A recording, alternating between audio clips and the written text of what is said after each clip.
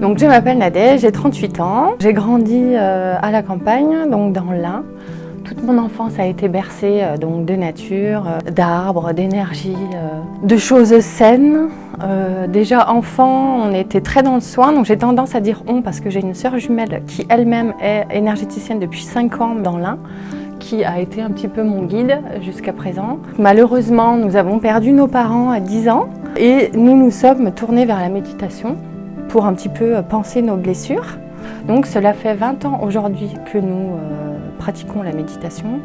Il faut savoir que le magnétisme, c'est une énergie, mais tout le monde a cette énergie. On ne veut pas considérer ça comme un don parce que c'est pas du tout le mot.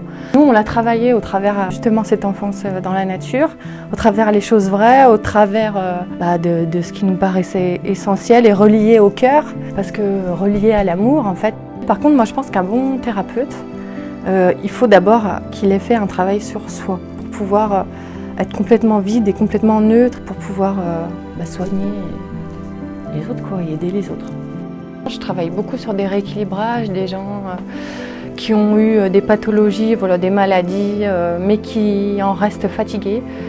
Je fais rentrer le patient, donc déjà moi je l'installe dans un fauteuil, j'appelle ça le fauteuil de lâcher prise. Comme ça ils décompressent, ils posent leur valise.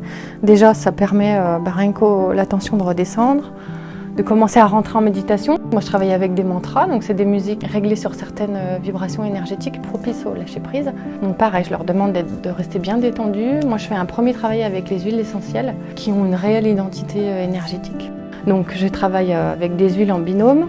Donc, une pour dénouer les liens, donc les gens là réagissent super bien, donc ils lâchent, ils craquent. Et ensuite donc une autre huile du coup pour réancrer, pour permettre à la personne donc, de se poser et là c'est pareil, ça se joue au niveau des pieds.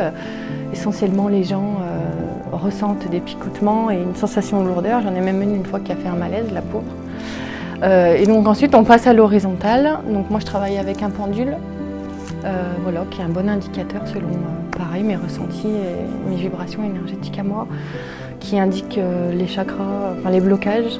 Et ensuite là, je fais mon travail avec les mains. Alors déjà, on ne remplace pas la médecine traditionnelle, on est juste complémentaires. On leur demande de faire des bilans sanguins, chose qu'ils ne font pratiquement jamais. S'il y a des déficits en minéraux, calcium, magnésium, fer, la thyroïde aussi joue pour beaucoup. Donc déjà on leur demande de faire ça, donc il y a un peu un accompagnement.